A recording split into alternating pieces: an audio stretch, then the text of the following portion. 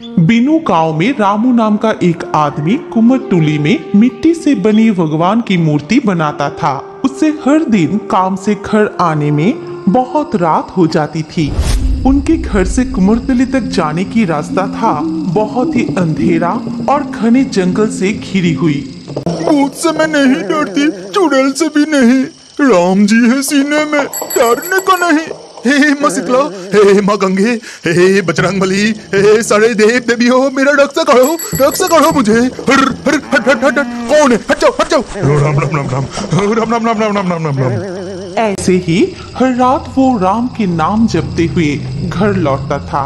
लेकिन एक दिन जंगल के अंदर से ही एक अजीब सी आवाज आने लगी।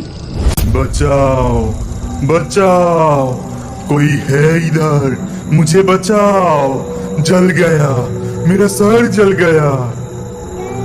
ऐसी आवाज सुन के रामू तो बहुत डर जाता है। अरे बाप रे, कौन है इधर? ऐसे बचाओ बचाओ करके पुकार रहा है। ये जरूर कोई प्रेत का पुकार है। भाग रामू, जल्दी से भाग यहाँ से, नहीं तो जिंदा नहीं लौटेगा। ये कहकर वो तेजी से साइकिल चलाते हुए वहाँ से भाग जाता है और घर पहुँचने के बाद वो जोर जोर से हंसने लगा। उसे देखकर पत्नी कमला ने बोली, अरे ये क्या हुआ तुम्हें? तुमने कोई भूत देखा क्या?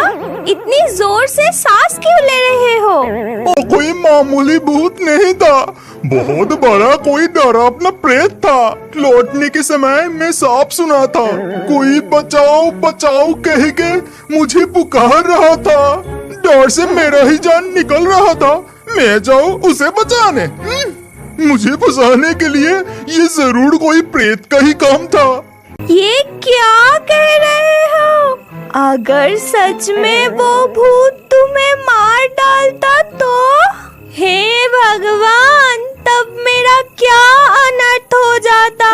मैं कैसे जी पाती? इतना रोने की कोई जरूरत नहीं। ऐसे रो रही हो जैसे प्रेत ने मेरे गला दबाकर खून ही चूस लिया है।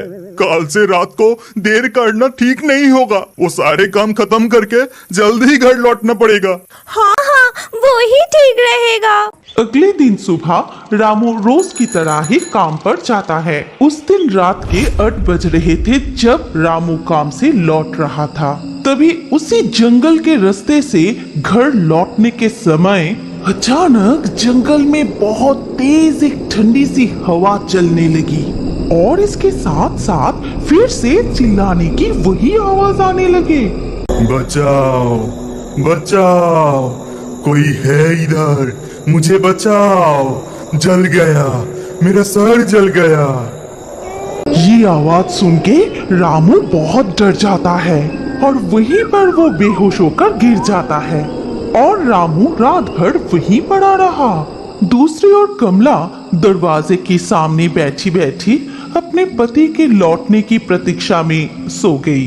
अगले दिन सुबह हर दिन की तरह कुछ राखल बालक अपनी गाय को लेकर जंगल के रास्ते से मैदान की तरफ जा रहे थे। वो हर रोज खेत से चावल लेकर जंगल में जो पत्थर था उसके ऊपर रगड़ कर दाने निकल के खाते थे। लेकिन आश्चर्य की बात यह है कि जब भी वो पत्थर के ऊपर चावल घिसता था वो पत्थर लाल हो जाता था। लेकिन कभी भी वो सब इस बात पर ध्यान नहीं दिया। उस दिन चावल के दाने खाते समय उनमें से एक ने दूर में कुछ पड़ा हुआ देखा। अरे उधर दूर में देखने पला, लगता है जमीन पर कुछ गिरा पड़ा है। तभी वो सब एक साथ वहाँ जाते हैं। फिर देखते हैं कि रामू बेहोश होकर जमीन पे लेटे हैं। अरे ये तो रामू काका है, लेकिन यहाँ ऐसे क्यों लेटा है? जल्दी चल रामू काका के घर ये खबर देते हैं।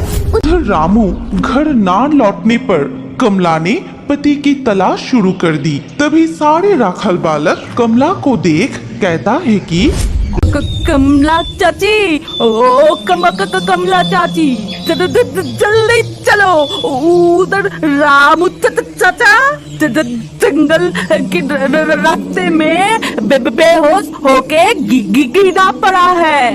ये क्या कह रहा है तू? क्या सच में उसे कोई भूत ने पकड़ लिया? चल चल जल्दी चल बेटा। तब कमला और गांव के कुछ लोग राखल बालक के साथ जंगल के रास्ते पर चले गए। फिर रामू को वहां से उठाकर घर ले आए। उसी रात रामू को बहुत तेज बुखार आया और 2 दिन से बुखार कम नहीं हो रहा था।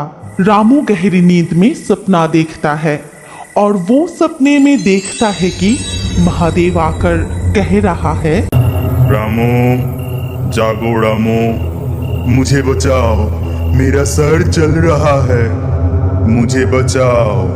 ओ जंगल में मिट्टी के नीचे मैं हूँ। ओ सारे राखल बालक रोज मेरे सर पर चावल घिस के दाने खाते हैं, मेरा सर लाल हो जाता है, मुझे बचाओ रामू, मैं ही तुमको रोज बचाओ बचाओ कह के पुकारता हूँ, मेरा स्थापना करो रामू। इसके बाद रामू जाग जाता है और उसका बुखार उतर जाता है। फिर सुबह रामू पत्नी को उस सपने के बारे में खोल के बताता है और सब कुछ सुन के कमला कहती है, तुम जो बोल रहे हो क्या वो सच है? फिर तो हमें जाकर देखना चाहिए, सच में वहाँ कुछ है क्या? उसके बाद रामू और कमला राखल बालक के साथ उस जंगल की ओर चल पड़े और वहां पहुंचकर रामू ने उनसे कहा, ए नेपला, तुम सब कौन से पत्थर में चावल घिसकर दाने खाते हो? जल्दी बताओ मुझे। ओ उस तरफ झाड़ियों के पीछे चलो, मैं तुम सबको ले चलता हूँ। तभी उन्हें वो पत्थर दिखाई देता है। फिर रामू अपने हाथों से पत्थर के पास वाली मिट्टी हटाने लगता है। फिर अंत में एक विशाल शिवलिंग निकलता है। ये देखकर रामू कहता है, अरे नेपला, तुम सब इतने दिनों से क्या कर रहे थे? देखो, जल्दी माफी मांगो प्रभु से। राखल बालक को अपनी गलती का एहसास हुआ और उन्होंने महादेव से माफी मांगी। इसके बाद सभी गांव वाले मिलके उस शिवलिंग का स्थापना किए। फिर कुछ दिन बाद ही वहां एक बड़ा सा मंदिर स्थापना करके बहुत ही धूमधाम से महादेव का पूजा किया जाता है और वहां पर महादेव को बाबा जलेश्वर के नाम से जाना